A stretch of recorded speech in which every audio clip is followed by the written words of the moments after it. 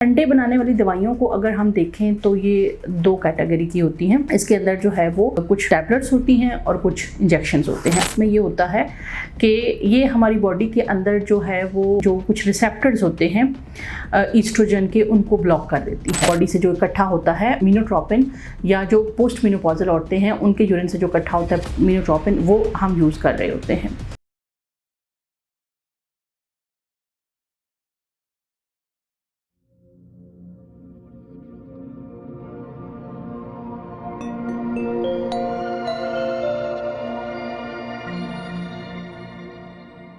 जी अस्सलाम वालेकुम, मैं हूं डॉक्टर नायला, कंसल्टेंट गायनेकोलॉजिस्ट और इनफर्टिलिटी स्पेशलिस्ट। गायनी सॉल्यूशन के फोरम से आपकी इन्फॉर्मेशन, एजुकेशन और अवेयरनेस के लिए वक्तन फ़वक्तन में वीडियोस लेके आती हूं।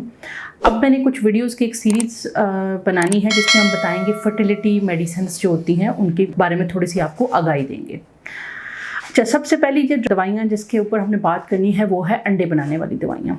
अंडे बनाने वाली दवाइयों को अगर हम देखें तो ये दो कैटेगरी की होती हैं। इसके अंदर जो है वो कुछ टैबलेट्स होती हैं और कुछ इंजेक्शंस होते हैं। आज हम बात करेंगे टैबलेट्स। दो क्लास की टैबलेट्स इस वक्त हमारे पास अवेलेबल हैं। उनमें जो नंबर 1 है वो है क्लोमिफेन सिट्रेट और नंबर 2 है लिट्राजोल। लिट्राजोल के काफ़ी सारे ग्रुप्स हैं जो कि ये इस्तेमाल हो रहे हैं, अब अंडे बनने के लिए इस्तेमाल हो रहे होते हैं।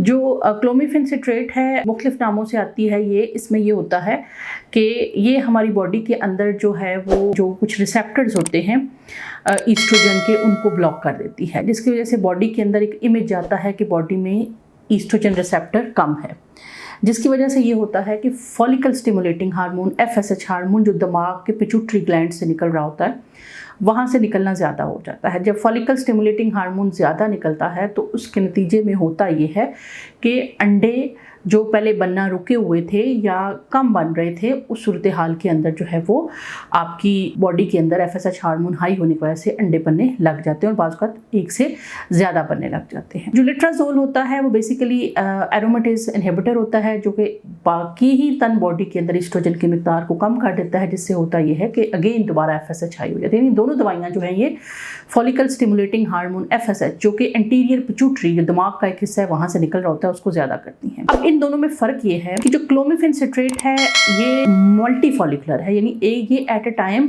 आपके अंदर 2, 3, 4 और कम इससे भी ज़्यादा फॉलिकल को स्टिमुलेट कर सकती है।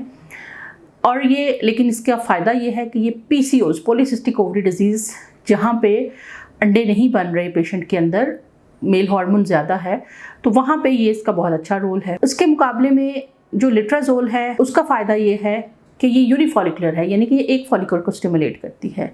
क्लिनिकल प्रेगनेंसी रेट लिट्राजोल के अंदर ज़्यादा है, लेकिन ये सेकंड लाइन है। पहले क्लोमिफेन सिट्रेट है PCOS के लिए, फिर सेकंड लाइन में लिट्राजोल के साथ है। लेकिन जो एग रिजर्व को प्रिवेंट करती है, जो बहुत जल्दी डाउन नहीं करती, वो लिट्राजोल है। क्लोमिफेन के अगर आप मुसलसल 6 साइकिल लेते हैं तो अगले 1.5 से 1 साल के एग्स जो है वो आप रिलीज़ कर देते हैं उन्हीं 6 महीनों के अंदर। तो ये तो थी कुछ। अब ये दवाइयाँ बॉडी के अंदर FSH के लेवल को ज़्यादा करती हैं। कुछ मरीज़ ऐसे होते हैं जिनका इन दवाइयों की मदद से FSH हाई नहीं हो पाता, या जो हाइपो के पेशेंट होते हैं, यानी कि हाइपोपिट्यूटरिज्म के जो पेशेंट, हाइपोथैलेमिक हाइपोपिट्यूटरिज्म के जो पेशेंट होते हैं, उनके अंदर फिर हमें FSH और LH डायरेक्ट देना पड़ता है। वो इंजेक्शंस की फॉर्म पे आता है। वो इंजेक्शन जो होते हैं वो यूजुअली इन दवाइयों के कम्बिनेशन के साथ भी लगते हैं, लेकिन कुछ जगह पे ऐसा होता है कि हम जस्ट इंजेक्शन देते हैं। इसमें ये होता है कि हम डायरेक्टली बॉडी को FSH देना शुरू कर देते हैं, जिससे बॉडी के अंदर जो मौजूद अंडे हैं जो भी डॉर्मेंट स्टेज में पड़े हुए हैं, जो रिक्रूट हुए हैं, वो ग्रो करना शुरू कर देते हैं।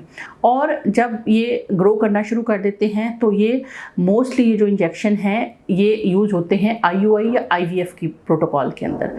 IVF के अंदर रिकम्बिनेंट यूज़ होता है, जबकि IUI के अंदर जो है वो यूरिनरी FSH जो है वो यूज़ होता है, यानी प्रेग्नेंट पेशेंट्स के बॉडी से जो इकट्ठा होता है मिनोट्रोपिन, या जो पोस्ट मेनोपॉजल औरतें हैं उनके यूरिन से जो इकट्ठा होता है मिनोट्रोपिन, वो हम यूज़ कर रहे होते हैं। लेकिन जो IVF है उसमें इससे गुजारा नहीं होता, क्योंकि उसमें नंबर ऑफ फॉलिकल ज़्यादा चाहिए होते हैं। तो उसमें फिर जो है वो हम रिकम्बिनेंट FSH यानी प्योरीफाइड जो FSH है उसको हम इस्तेमाल कर रहे होते हैं। तो इन तमाम अंडे बनने वाली दवाइयों का मकसद बॉडी के अंदर फॉलिकल स्टिमुलेटिंग हार्मोन FSH को ज़्यादा करना होता है, जो कि ओवरी के ऊपर, अंडेदानी के ऊपर आके अंडों की ग्रोथ को ज़्यादा करता है। उम्मीद है कि ये वीडियो आपके लिए कारआमद साबित हुई होगी। इन दवाइयों के नुकसानात के बारे में मैंने एक डिटेल से वीडियो बनाई हुई है। अगर 12वें दिन के ऊपर आपका अंडे का साइज़ ठीक अंडा बन रहा है तो इन दवाइयों का कोई रोल फर्टिलिटी में नहीं है। अगर आपका एक अंडा फर्टिलाइज नहीं हो पा रहा तो चाहे आप दवाइयों की वजह से 10-12 अंडे भी इकट्ठे बना लेंगे तो उनके स्पर्म के साथ मिलने की रेशो इम्कानात कम हैं। तो लिहाजा इन दवाइयों को कंसल्टेंट की सुपरविजन में यूज़ करें। बाज़ औक़ात अगर आपकी वेट बहुत ज़्यादा है तो आप क्लोमिफेन जितनी मर्ज़ी ले लेंगे, आपके ऊपर इफेक्ट नहीं करेगी। तो आपके कंसल्टेंट की सुपरविजन में आप अपने वेट के मुताबिक इस डोज़ को एडजस्ट करके लें और कोशिश करें कि दवाई की डोज़ बढ़ाने के बजाय अपना वेट कम करें ताकि मिनिमम स्टिमुलेशन के साथ जो है वो आपको प्रेगनेंसी अचीव हो सके। तो मिलते हैं इंशाल्लाह नेक्स्ट किसी वीडियो में, तब तक के लिए अल्लाह हाफ़िज़।